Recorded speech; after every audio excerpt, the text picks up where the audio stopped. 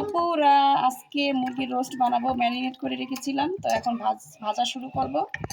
So এদিকে আপুরা খাসির মাংস ধুয়ে রেখেছি, ঝরিয়ে সুন্দরভাবে আজকে খাসির মাংস ঝাল ঝাল করে রান্না করব। আপুরা ভালোভাবে ভাজা ভাজা করে নিচ্ছি, রোস্ট বানাবো। একটা কথা না বললেই নয় আপুরা, বেশিরভাগ মানুষকেই দেখি অন্যের পরচর্চা করে কি শান্তি পায় আমি তো বুঝি না। তো আবার কিছু রোস্ট ভাজতে দিয়ে দিয়েছি। বন্ধুরা এখন আমি খাসির মাংসটা ম্যারিনেট করব, তাই সুন্দরভাবে একটা বোলের মধ্যে নিয়ে নিচ্ছি। নিয়ে আমি ভালোভাবে খাসির গোশটাকে মশলা দিয়ে ম্যারিনেট করে নিব। আমি কিভাবে খাসির ঝাল গোশটা রান্না করব বাবুর্চির স্টাইলে, সেটা আজকে তোমাদের সাথে শেয়ার করব। সো বন্ধুরা এখন আমি দিয়ে দিচ্ছি ধনের পাউডার পরিমাণ মতো 1 চামচ, দিচ্ছি আমি জিরার পাউডার পরিমাণ মতো 1 চামচ।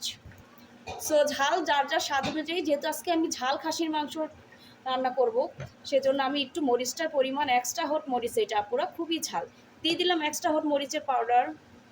সো দিয়ে দিলাম এটা হচ্ছে এলাচের পাউডার, দিয়ে দিচ্ছি বন্ধুরা স্বাদ অনুযায়ী দারচিনি পাউডার। এখন বন্ধুরা হলুদটা পরিমাণ মতো দিতে হয়, জাস্ট কালারটা ইয়েলো হওয়ার জন্য, বেশি দিলে গন্ধ হয়ে যায়। হলুদ দিয়ে দিলাম পরিমাণ মতো।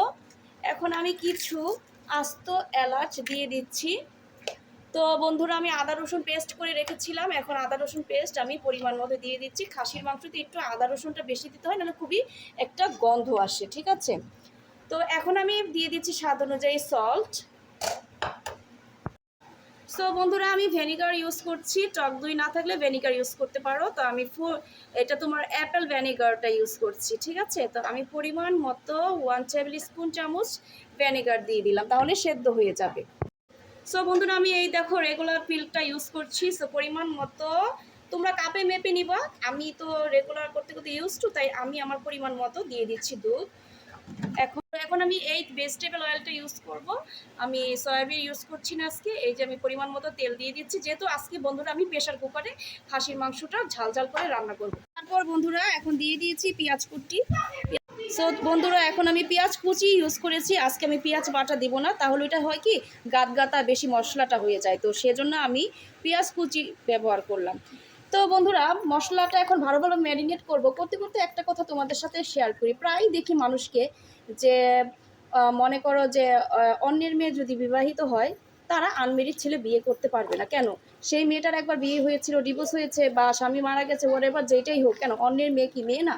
এটা কোন ধরনের নাইনসাফি? নিজের ছেলে যদি 10টা বিয়ে করে, তারপর যদি সে আবার বিয়ে করতে পারবে আনমেরিড মেয়ে, একটা ছেলে আনমেরিড মেয়ে বিয়ে করতে পারবে সে 10টা বাচ্চার বাপ হওয়ার পরও, কিন্তু অন্যের মেয়ে যদি ম্যারিড তোমার বিধবা হয় বা তার ডিভোর্স হয়ে যায় বা তার যদি বাচ্চা থাকে, সে একটা আনমেরিড ছেলে বিয়ে করতে পারবে না কেন? তার কি অনেক বড় অপরাধ হয়ে গেছে এই দুনিয়ায়? তোমরা কি আল্লাহ হয়ে গেছো নাকি? আমি তো বুঝতে পারি না। আমি যারা আর কি হেটার্স আপুরা, যাদের এরকম দেখি অনেক পেজে ঢুকে এরকম বলে যে বিয়ালা বেটি কিসের জন্য তুই আনমেরিড ছেলে বিয়ে করবি, এরকম কথা কেন বলে? নিজের মেয়ের বেলায় ঠিকই বিবাহিত হলেও বা ডিভোর্সি হলেও বাচ্চার মা হলেও একটা আনমেরিড ছেলে আপনারা চান কেন? অন্যের মেয়ে কি সেটা চাইতে পারে না? নিজের ছেলের বেলায় ছেলে বিবাহিত বাচ্চার বাপ, 10টা বাচ্চার বাপ, বয়স হয়ে গেছে বুড়োরা ছোটো কচি বিয়ে করবে, কিন্তু একটা ডিভোর্সি মেয়ে বা একটা বিবাহিত মেয়ে বাচ্চার মা, সে একটা ছেলে কেন রিজার্ভ করতে পারবে না আনমেরিড? এটা তো অন্যায় আপুরা। সো এখন ভালোভাবে খাসির মাংসটা ম্যারিনেট করে নিচ্ছি। আপুরা খাসির মাংস ঝাল ঝাল করে রান্না করব, তো ভালো করে ম্যারিনেট করে নিয়েছি। তো আপুর একটা কথা বলতে চলে আসলাম, নিজের কিছু মানুষকে দেখি নিজের ছেলে হোক নিজের ভাই হোক যেটাই হোক 10টা বিয়ে করার পরে সে যদি আরেকটা আনমেরিড মেয়ে বিয়ে করে কোনো সমস্যা নেই, কিন্তু একটা বিবাহিত বা একটা ডিভোর্সি মেয়ে যদি আনমেরিড ছেলে বিয়ে করতে চায়, তখন 10 রকম কথা বলে কেন? তখন যদি নিজের মেয়ে হতো আপনার, তখন আপনি কি করতেন? সবার কাছে এটাই প্রশ্ন। যারা আমার লাভার সাপুরা তারা ভালো কমেন্ট করবে আমি জানি, যারা হেটার্সরা তারা তো সবসময় মানুষকে হিংসা করে, জেলাসি করে, সেটাতে আমার কোনো আসে যায় না। কাঁচামরিচ টুস টুস করে শব্দ কারকার শুনতে ভালো লাগে। সত্যি কথা বললে অনেকের গা জ্বলে উঠবে আপুরা, কিন্তু সর্বদা সত্যি কথা বলতে আমি কেয়ার করি না। যারা আমার ভালো চায়, ভালো বন্ধুরা, জানো পুরা হেটার্সরা কিন্তু আমার পেজ ঠিকই দেখে। কিভাবে এটা আমি জানতে পারলাম? যে হেটার্সরা যাদের কাছে আমার নামে বলে, তাদের কাছেই শুনতে পাই যে হেটার্সরা আমাকে এত বেশি ভালোবাসে যে বারবার যে আমার কথাই বলে। তো কাঁচামরিচ ভেঙে ভেঙে দিয়ে দিলাম টুসটাস করে। তো অনেকে ঝাল ঝাল করে জ্বলে উঠবে তেলে বাগুনে। তোমাদের যেহেতু ভালো লাগে না আমার কথা, যারা হেটার্সরা আবার আমার পেজে দেখো অন্যের সাথে সমালোচনা করো কেন? এরকম শুধু আমার সাথেই হয়নি আপুরা, যারা আমরা ব্লগ করি সবার সাথে একই কথা হয়েছে, একই রকম হয়েছে।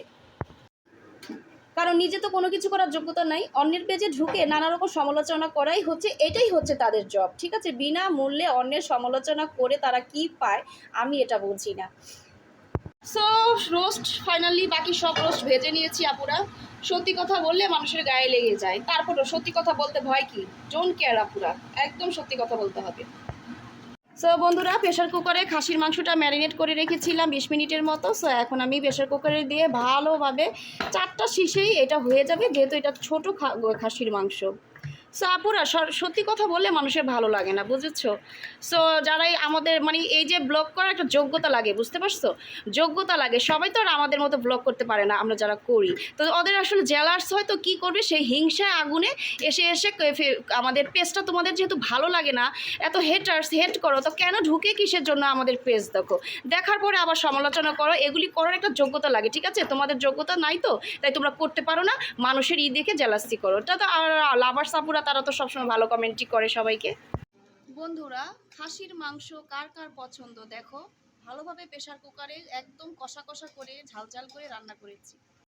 বন্ধুরা, ভাজা পেঁয়াজ বেরেস্তা হয়ে গেছে, এখন ভাজা রোস্টগুলি দিয়ে দিলাম পাতিলে। এখন রোস্টের যে মশলাটা সুন্দরভাবে দিয়ে দিয়েছি। আপুরা এভাবে করে রোস্ট রান্না করে দেখবা, নিজের ইচ্ছা মতো রোস্ট রান্না করবা, ঘরের মধ্যে যা হাতের সামনে আছে তা দিয়ে সুন্দরভাবে রান্না করলে রান্না মজা হয়ে যায়। সো এখন ভালোভাবে রোস্টটাকে আমি লাড়াচাড়া করে কষিয়ে নিব এবং পরিমাণ মতো পানি দিয়ে দিব। বন্ধুরা তোমরা আবার আমার পাতিল দেখে কমেন্ট করবে না, একটা পাতিল তো একদিনে পুরানো হয়নি, এটা আমার শাশুড়ির পাতিল, বংশগত। এই পাতিলে রান্না করার স্বাদই আলাদা। সো বন্ধুরা, রোস্ট সুন্দরভাবে দেখো মশলাটা লাড়াচাড়া করে পানি দিয়ে দিয়েছি, বলক এসে পড়েছে অলমোস্ট।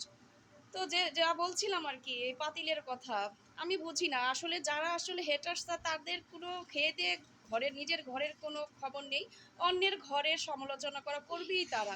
অবশ্য হেটার্স না থাকলে তো আপুরা মজাই হবে না আমাদের এই ব্লগ করে। হেটার্স তো থাকতেই হবে লাইফে, তাই না? সেটা ঘরে হোক আর বাইরে হোক, সব জায়গায় তো হেটার্স থাকবেই। সবাই তো আর আপনাকে এই জন্মে ভালোবাসবে না, পছন্দ করবে না। আর যারা লাভার্স তারা তো সবসময় ঘরেও লাভার্স বাইরেও লাভার্স। যাই হোক, এখন আমার শুভাকাঙ্ক্ষীদের জন্য আমি রোস্টের রেসিপিটা শেয়ার করে ফেললাম।